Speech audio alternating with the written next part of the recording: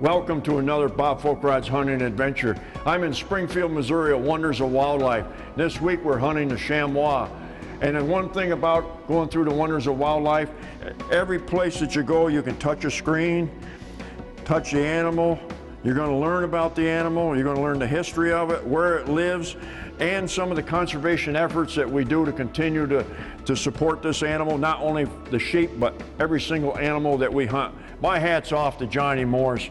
He's a modern day Teddy Roosevelt. Fantastic job putting the Wonders of Wildlife so people all over the world can enjoy this as much as I do. Thank you. See some horns.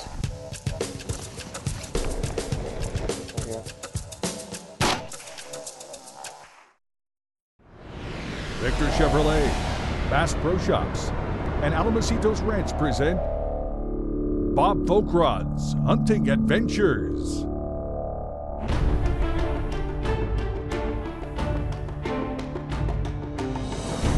Seven continents, 80 species, a 5-year quest in the making. High adventure, dangerous game, real-world training tips. This is Bob Folkrod's Hunting Adventures.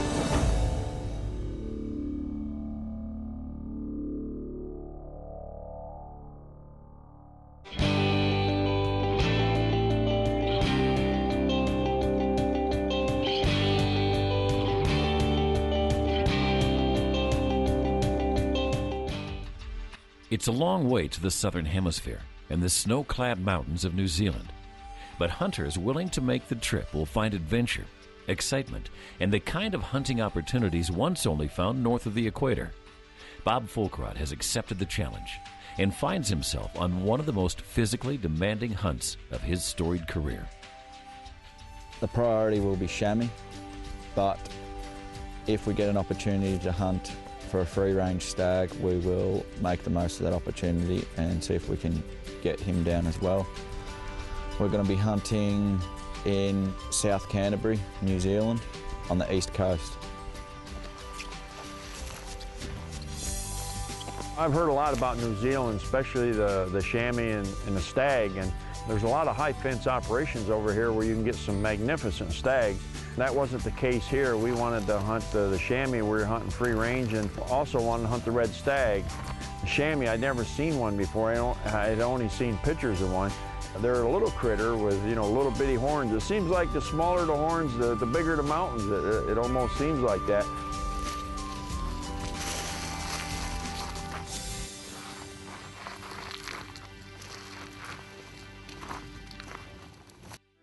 The chamois were brought over about the same time as the tahr. They were brought here for sporting purposes. They were brought here from Europe. The chamois is actually a mountain antelope. Chamois will weigh about probably 60 pounds. They're a very fine, petite little animal. They're extremely spooky. They have smallish horns. The horns pretty much go straight up and then they hook backwards. And you'd hope for something that would be a bit over the top, probably a good inch over the ears. We were hunting the chamois and the stag basically in the same area. We was putting most of our time in to try to find the chamois. And you really had to slow yourself down. I'm used to looking for something like a tahr or a dull sheep or a mountain goat that, are 250, 300 pounds. And here we're hunting an animal that's, gosh sakes, 50 to 80 pounds. Looking at something, 300, 400, 500, 600 yards out, they're just a little critter. And the grass is high, and boy, sometimes it's hard to see them. This week's Conservation Angle has been brought to you by Wild Sheep Foundation. Yep, there he is. He's out to the left of the pine tree. Heading uphill. Where's he at? That rock and I'll go right in front of him. Come back from there.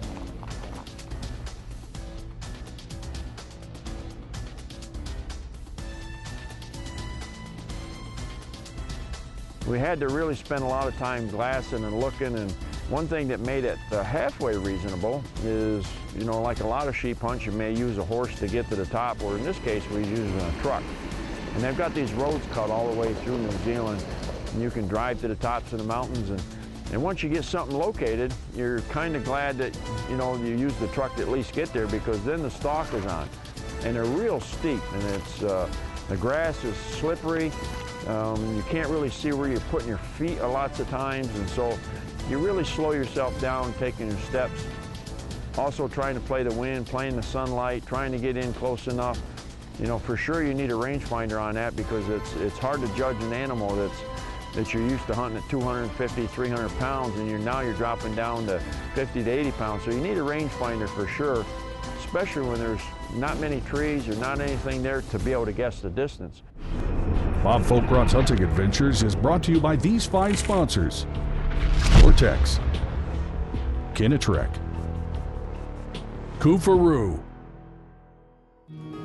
As people who love the outdoors, we know what we stand for. We stand for fish, wildlife, and conserving the places they call home. We stand for the traditions we inherited and that we must pass on. We stand for great gear, fair prices, expert service, and memorable experiences. At Bass Pro Shops and Cabela's, we stand together for you. For everything Chevy, you need to visit Victor Chevrolet, the place where my family and I get our vehicles. With a large selection, dedicated employees, quick service, and amazing savings, I became the biggest fan of Victor Chevrolet. If you're looking for a reliable vehicle and service, look no further than my friends at Victor Chevrolet. 7200 Pittsford Victor Road, or victorchevrolet.com. Just check and see if there's room for the cup.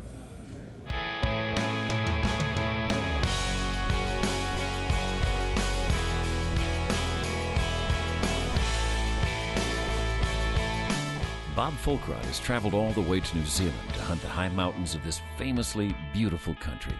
The chamois is a native of the European Alps, and they are very much at home in the steep terrain of the Kiwi outback.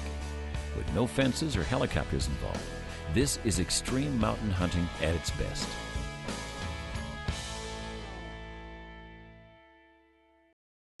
The chamois live in quite rugged places. Any bluffs, rocks, waterfalls with big brushy faces is a good place to start looking for a chamois, and we'll hunt them much the same way we hunt a tahr. We'll sit on top of the mountain and you have to glass a lot longer than what you do for a tahr to start spotting the chamois. They are quite small, so they're quite hard to spot at times, and once we do find one, then we will take and make a very careful plan as to how we're going to get in range and try and kill one. Try and be out of sight, make sure the wind's good, and yeah, make the most of any opportunities. I see some hinds just down there. Oh yeah. We'll get my scope and we'll take a better look at him. You may want to look right up that gully right there. You see the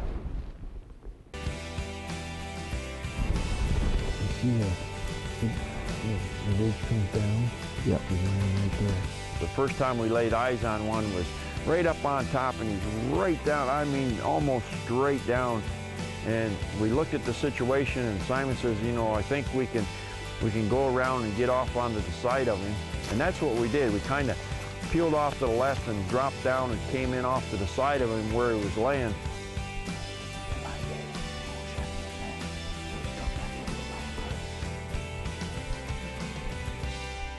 When we got to the big rock cliff where we figured he'd be 250, 300 yards away, he had got up and moved. The rut was just finishing off, so, you know, we knew he was there someplace, but we didn't know where. So now it's like, okay, let's glass and see if we can find him.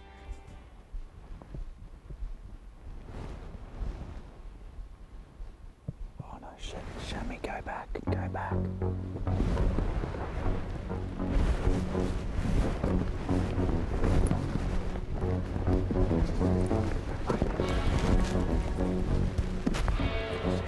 Chamois, yeah. when we finally spotted him, he was going away from us. Again, luckily to have the rangefinder because it's stretching it a little bit, you know, especially on a small size animal like that. Oh, I don't know, he's looking at him. Bob.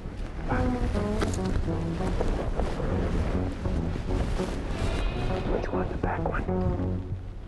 That's a long way, it's 420 yards. The back one.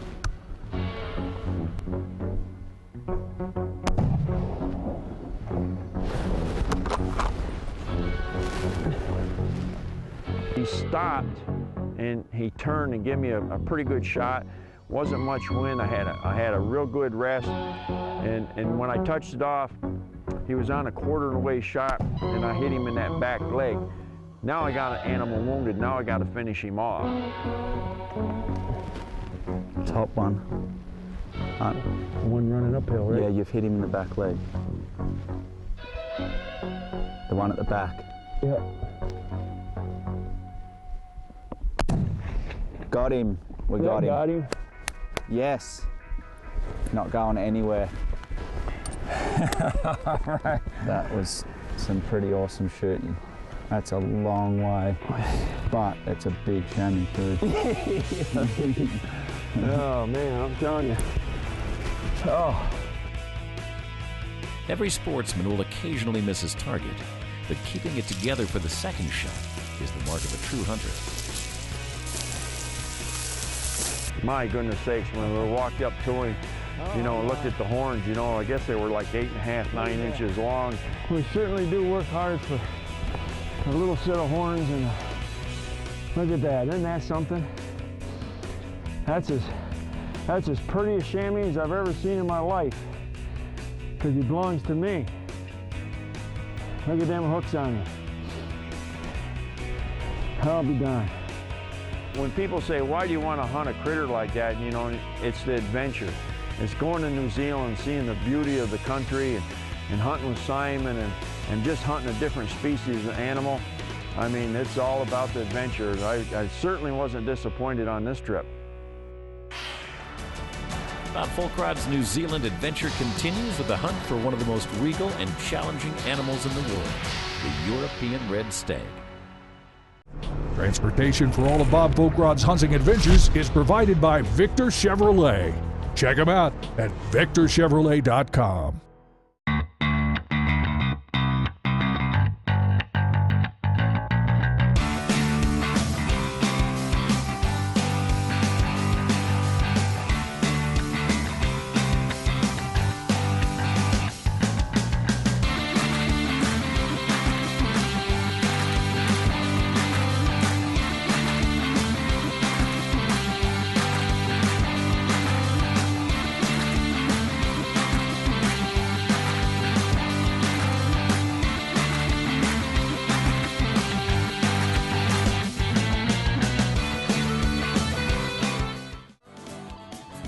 Few are those that have a more storied hunting career on video than Bob Folkrod. Legendary moments, documented in front of the unblinking camera eye for over 30 years.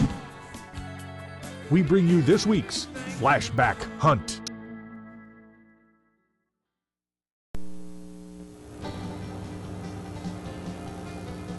We're out here in the middle of the night on drainage canals. Yep, that's a nice little gator. So Bob's going to try to catch him, and we're just going to take a look at him and put him right back in the... He's definitely not happy. That's a baby, Bob.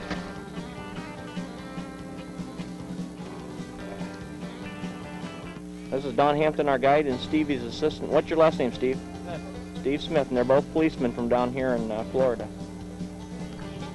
You guys do like to live dangerous, don't you?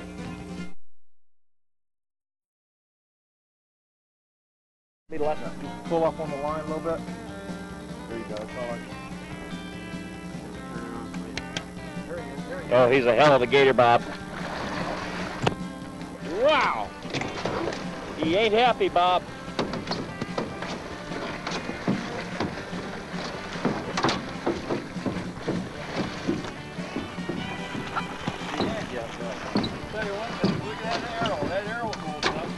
Yeah, it went clear down through his neck.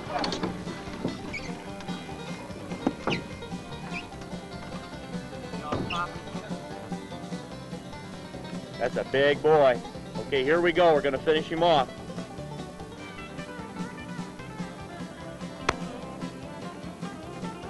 That's the end of that. Boy, that's a... I'm going to come down on that. Going to take everything both of you got, get him in.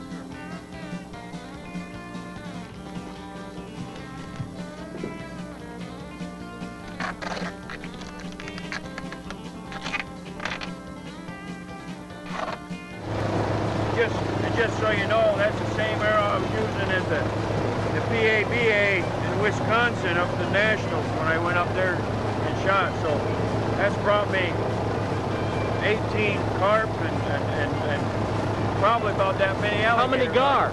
Probably 18 gar. Never did a thing. No.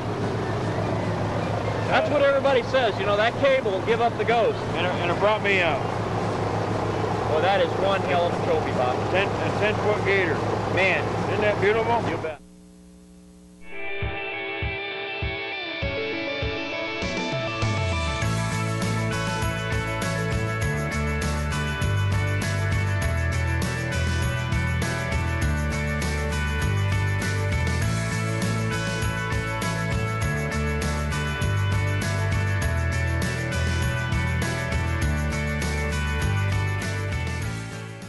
Bob Fulkrot has traveled all the way to New Zealand on a big game safari. These mountains provide some of the most difficult free-range hunting in the world. But the challenges of a hunt like this start before you even leave for the airport. Here's Bob with a few tips on how to pack for a trip where anything can happen. Well, if you're as concerned as I am of traveling, especially on airlines today, and they allow you 50 pounds, you say, how do I pack for that? Especially in the fall when you don't know whether it's going to be raining, or is it going to be snowing, sleet, and hail? And it's all about layering up and layering down. I'm going to start out with something like an Enduro skin. Basically, it's a thin material, and if it's going to get a little colder, I'm going to put something like the XPS Polartec on. And guess what? This is something I never leave without. This is always in my pack. It's Pack Light Gore-Tex rain suit. And if it's really, really cold out and the weather's really miserable, I'm going to go to my extreme element gear. You've watched me wear that into Russia to almost all kinds of different hunts. If I'm on the back of a horse, I'll roll it up, put it on the back of the horse. But these two jackets right here, I never leave home without. And by layering up and layering down, I can stay within that 50 pounds. Today's gearbox includes Redhead Extreme Elements parka and pants, Browning A-Bolt 300 Win Mag, Winchester Nosler Ballistic Tip Ammo, Sims True Glow Limb Saver Recoil Pad, and XPS Power Dry Thermals.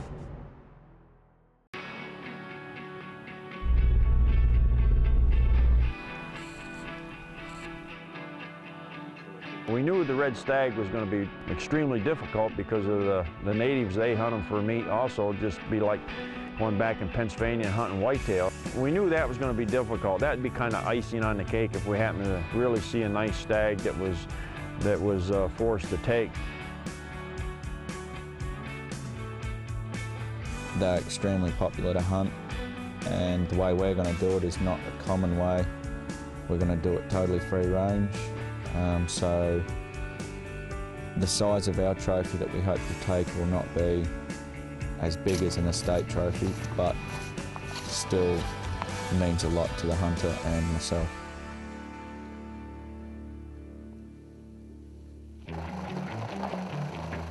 Gosh sakes, we were pulling up to the valley, and I was just making fun of you know, trying to keep everybody in a good mood, and I looked at this valley and I said to Simon, I said, I think I'll name this valley Death Valley.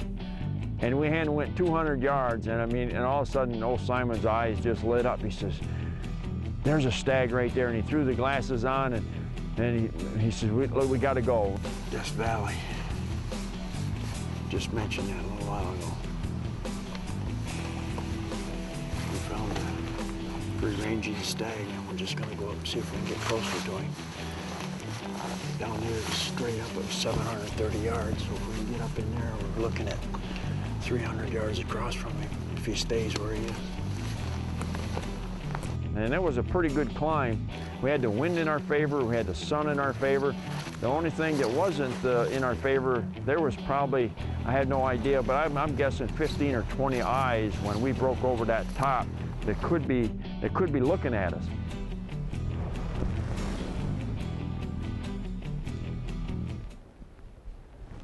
There's another group right there.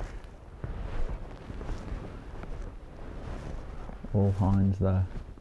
All hinds? No bucks in that group. That's short for hindies.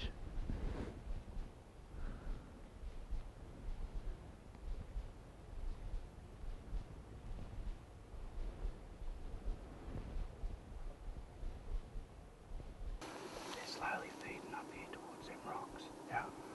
If we just get to them big around the bushes and set up and just wait. Okay.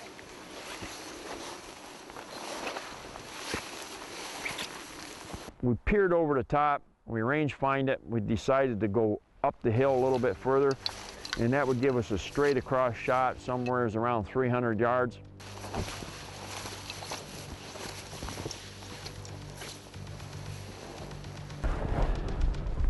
Let me get in front of you.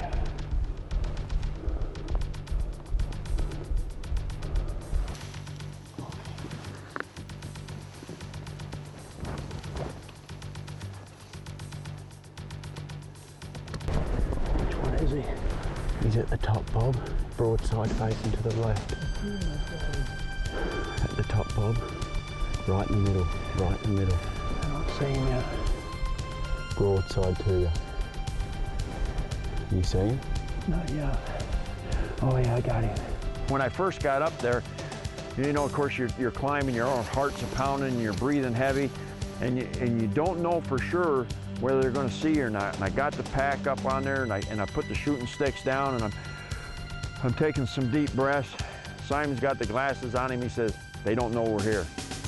At that point, all you got to do is get your heart rate down, catch your breath, and make sure you can squeeze that trigger and make a good shot. When we return, Bob's stamina and marksmanship are again tested on this high-altitude, free-range hunt in the wilds of New Zealand. This segment has been brought to you by the Victor Chevrolet Deal of the Week. Check them out at victorchevrolet.com.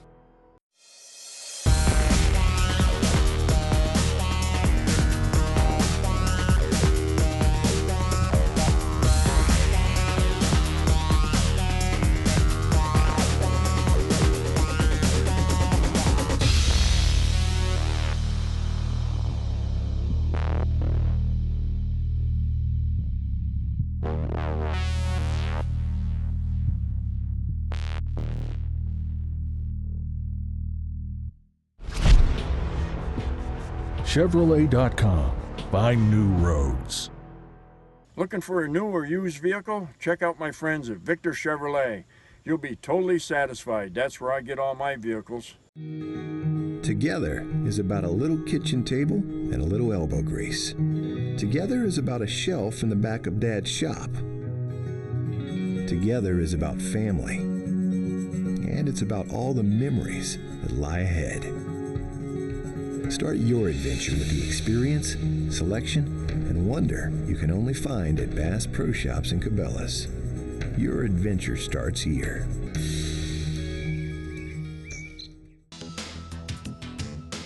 Try to find a free-ranging stag in New Zealand is it's a difficult job. I knew that going into it, but you know, the worst thing that could happen is we just got to spend more time glassing and looking at the snow-capped mountains and looking in these valleys and looking down into where we think they're going to hide.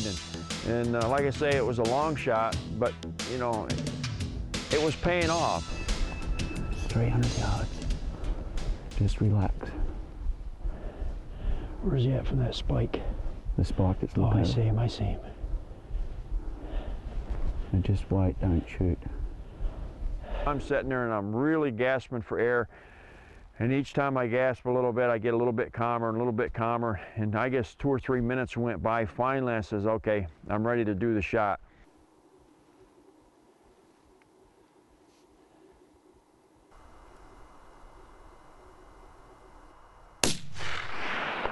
shot, good shot. Good shot, just wait. He'll go down. He'll go down. Yeah. He'll go down. That's a hole on the other side of him. Yeah. He's coming down. He's coming down. Yes. There he is. Yes. Whoa, whoa, No. buddy. Whoa, don't break them horns up. Oh. We got him. Stop. Stop, stop, stop. Put them sticks up on there, you know, put that rifle up on top of them sticks. And took a great big old deep breath, touched her off, and then he just lunged. And he went and he started to run up the hill a little bit. He got into some rocks and he just went right over backwards. And I go, oh man, he's gonna break his rack. He hit hard and then he started to tumble. And he tumbled and tumbled. He's coming down, and that probably shows you the steepness, but he probably rolled something like 200 yards. Oh. Woo. And I'll tell you what, here we are hunting chamois, who we run into a stag. Isn't that something? That's awesome. Especially a free-ranging one like that. I mean, that's a lot more I ever expected in a free-ranging stag, man. That's awesome. That's awesome stag, man. We got him. That was a good shot. We looked at a lot of deer and a lot of country. Yeah, we have looked at a lot of country. A lot of beautiful country, snow-capped mountains. Oh, that's wild. That's wild right there. And steep. Steep, yeah. You know, we came over here for free-ranging chamois, something you just don't get all the time. A lot of people take the choppers, and you know, I personally don't have anything wrong with that, but it's one thing to say you climb these mountains on foot and up and down from the top to the bottom, the bottom to the top, and then run into a beautiful stag like that. That just, that's some adventure, man, I'm telling you. I'm a happy camper, man. We did it. That's a tough deal to get a free range stag like that. And especially one that size. Yeah, he's sweet and he's got them true characteristic of the Rakai herd, missing them second time, so that's awesome. When we got over to him, which was quite a hike because we had to cut down in this valley and come back up the other side, for sure he broke a couple points. The good news is, after we took our pictures and everything, we looked around and we found that point. I'll tell you what, for a free-ranging stag in New Zealand, this little Pennsylvania boy couldn't be much happier, I'll tell you what. That is good, man. What a hunt, what an adventure. Not a problem, it was good. Boy, everybody was just high-fiving and excited because we knew it was a long shot trying to find that free-ranging stag, and we got him, and it's going to make a great addition with that red stag from New Zealand. For help with all of your hunt booking needs, contact J&M Safaris at jnmsafaris.com. After your successful hunt of a lifetime, contact Wes Good at canadistudio.com for the finest taxidermy in the business. Be sure to follow Bob and all his adventures at bobfolkrod.com/TV and facebook.com/bfolkrod. And don't forget to hit the like button.